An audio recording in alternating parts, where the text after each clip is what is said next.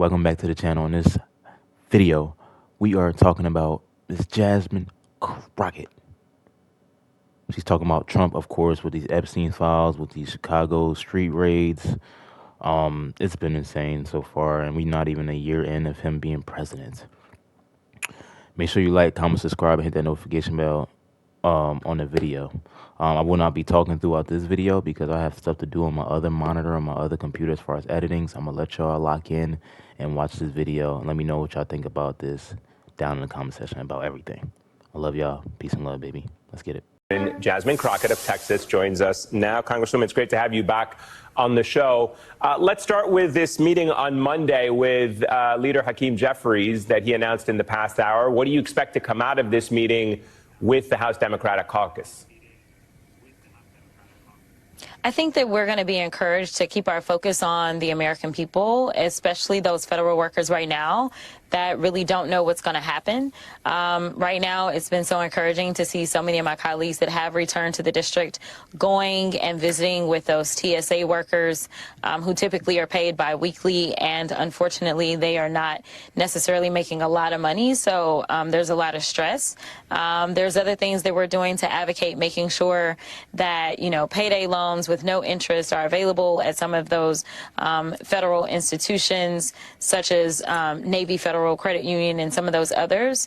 So I think that we will continue to do everything that we can, making sure that we're keeping our focus on those hardworking federal workers that unfortunately are in the crosshairs of this terrible administration, as well as making sure that we're listening to the concerns of our constituents, something that Republicans are afraid to do.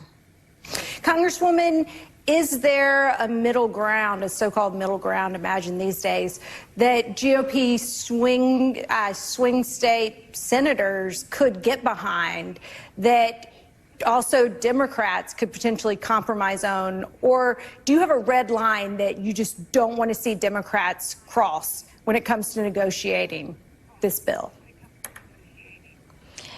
Yeah, so here's the deal. I mean, you know, there's a lot of things that so-called middle ground Republicans should be engaging in. But when you look at somebody like, for instance, if we look on the House side, Mike Lawler pretends to be kind of this middle ground, non-MAGA person. But when you look at his voting record, it is clear that it is just as MAGA can be, right? And so a lot of these Republicans say a lot of things, but then they don't follow through. And the few that are willing to kind of just do what's right, because honestly, this is not really a partisan issue, or it shouldn't be a partisan issue. This is right versus wrong. When we're talking about healthcare, we're not only talking about Democrats. Democrats aren't the only people that get sick. I mean, last time I checked, whether you're a Democrat, Republican, Independent, or MAGA, you still are a human being. So last time I checked, we all need healthcare, right? So the fight that we are waging right now is a real one. And while Ted Cruz wanted to talk about they voted for clean CRs, he didn't tell the other side of that. Number one, Joe Biden sat down and talked to them, and he initiated those conversations because he was a master negotiator, not someone who said he was, but in reality, as someone who served in public service for over 50 years. And one of the things that they consistently did, if you guys will recall, is every time we had to deal with the CR, they wanted to deal with the debt ceiling, and they wanted to cap our spending, and they wanted to make sure that we weren't necessarily, they always held the debt ceiling over our head. So they always drew blood, and sadly enough, them drawing blood was not anything on behalf of the American people as a whole. Congresswoman, can I ask you about the messages this administration has posted, for example, on the HUD site, the Department of Housing and Urban Development, blaming Democrats for the shutdown, this blatantly partisan language that they've pushed on federal government websites. Also, federal workers claiming that their away messages on their emails have been taken over in a similar fashion. Is this even legal? As far as I'm concerned, it's not. It seems like a clear violation of the Hatch Act, but this administration could care less about whether or not they are engaging in legal or illegal actions. You know, this is just who they are. In fact, they have made it clear that they have no respect for the law. They have no respect for any order whatsoever. They have no respect for court orders or anything else. I mean, you know, everything that they do, not just coming out of the White House itself, but literally when you look at the other portions of this executive branch, especially when you look at ICE and the types of things that they're doing. So, you know, do they care? No. And if a court tries to shut them down, is it going to matter? Probably not. And do we have a Department of Justice that will do anything? No. I mean, we are really in a situation where it is corruption on top of corruption. And basically anyone who sits in silence or does nothing, they're complicit in this corruption. And it is a really sad day and sad days coming so long as this man is still the president of the United States. Congresswoman, let me get your thoughts on some of the breaking news tonight, including just recently, not too long ago, a court order in Portland, basically or effectively saying that it's unlawful for the president to send troops into Portland. You just talked about court orders being ignored. This a victory, obviously, for the lower court standing up to the administration. But your thoughts on what is both happening in Chicago and this decision to declare the sending of troops into Portland unlawful. Same what we saw in L.A., but not slowing this administration down. No, I mean, always, again, I mean, this isn't hyperbole, right? Like, we have a rogue administration. I mean, if we really are going to use some of the words of Ted Cruz, then we can go back to him when he was talking about the FEC commissioner, when he decided to say that they are more like gangsters. I forget the exact terminology that he used. Yeah, when he was mob talking about, bosses, basically, is what's coming. Yeah, mobsters, right? And that's what you're seeing, right? Like, you're seeing this kind of mob mentality. It's like, listen, I have the position and I'm going to do whatever I want to.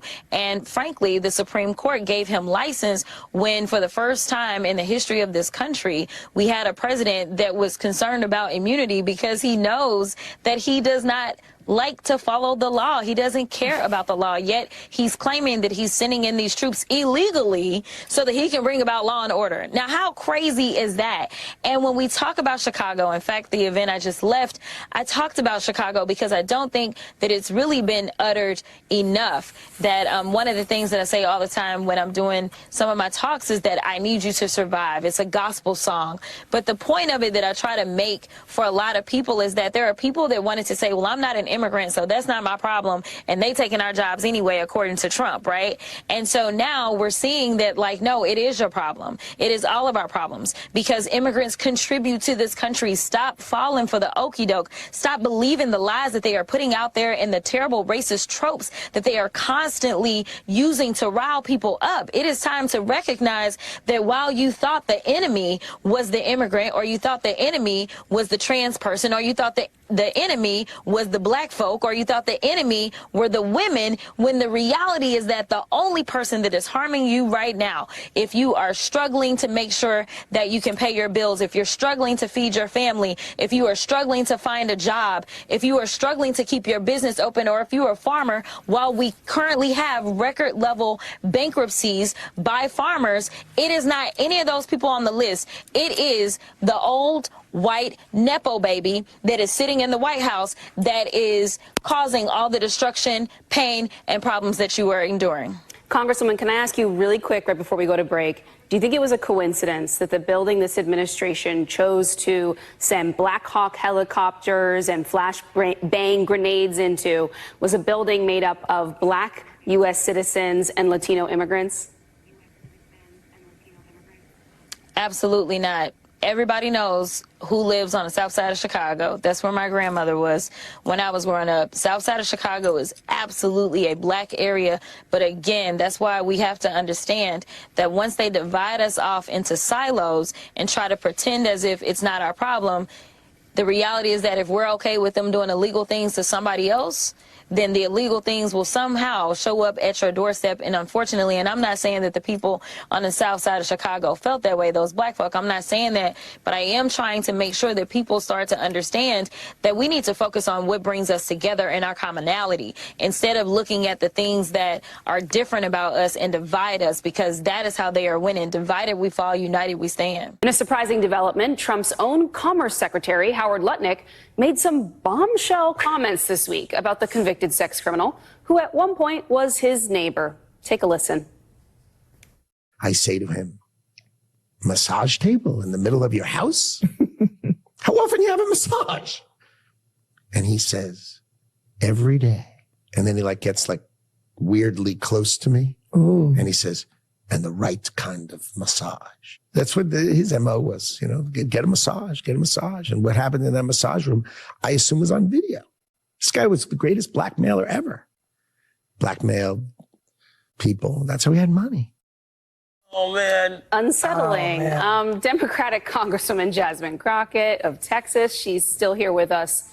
Congresswoman, what are the next steps after you hear all of these details? Are lawmakers going to get Lutnick right in front of them? Absolutely, I hope so. And frankly, I wouldn't even want to bring him before the full committee. We get 5 minutes, and typically people take those 5 minutes to kind of put on their show. I actually would want a transcribed interview or a deposition, which we have done a number of those. Recently, we did a transcribed interview of Alex Acosta, and we would really need to dig in. I mean, this is someone who basically says that he knew that he was a pedo or something strange was going on, and he lived next door to him. And so it would be very good to get information out of him, find out what types of documents, if any, he has, meaning if he had any camera footage and that kind of stuff, and if it is archived somewhere so that we could see who was coming and going, and hopefully be able to do the investigation that seemingly the Department of Justice either did not do or they've just refused to turn over the rest of the files. Because I will remind the American people that a subcommittee on oversight did send lawful subpoenas over, and the Department of Justice, well, they basically have shut down and have stopped giving us stuff. And when Kash Patel came before our committee, Judiciary Committee, he basically was kind of tiptoeing around it and saying, well, we're only going to give you those things that we can lawfully give you. And it's well, you got a lawful subpoena, honey. So if there is a question about whether or not something should be divulged, then maybe we should go to court. But not you determining what we shouldn't get. That's not how subpoenas work. Congresswoman, the Wall Street Journal had an investigation that showed how many premier banks and institutions in the United States were willing to do business with Jeffrey Epstein right until the moment he died. What are we going to be able to find out? When are we going to be able to find out more about Jeffrey Epstein's financial dealings and who was ensnared? I know that Senator Ron Wyden has really been pursuing this, but what does oversight have going here? Yeah, so we have not sent separate subpoenas out to financial institutions. Something that we discussed with some of our members that are on oversight as well as financial services was actually widening the scope of this to the extent that we would then have financial services be the ones to send out subpoenas to Treasury, and kind of starting there. And so the idea is follow the money. As we had a closed door meeting with a number of Epstein survivors, that was one of the things that they told us is hey, follow the money. And it is my understanding that if we were to really start to dig there, we would discover that we're not talking about some ring that was going on just here within the United States, but we're talking about millions of dollars, and we're talking about internationally kind of being traded, and we're talking about trafficking women internationally. If you've watched some of the survivors, you notice that some had accents. Many of these women went into different modeling agencies, and they weren't modeling agencies, they were fronts. So there is a lot to kind of unravel, not to mention it was made clear that he was consistently setting up kind one of these sham businesses, and he was just running girls through them. That was one of the accounts that we heard was basically when he did get incarcerated, and I use air quotes for a reason, and he was on work release. He had set up a fake business so that he could go to that fake business on work release, and he was abusing girls there. So there's still just so much that we really need to dig into, and I don't think that there was ever a thorough investigation. And if there was, they absolutely are refusing to give us the information that they have.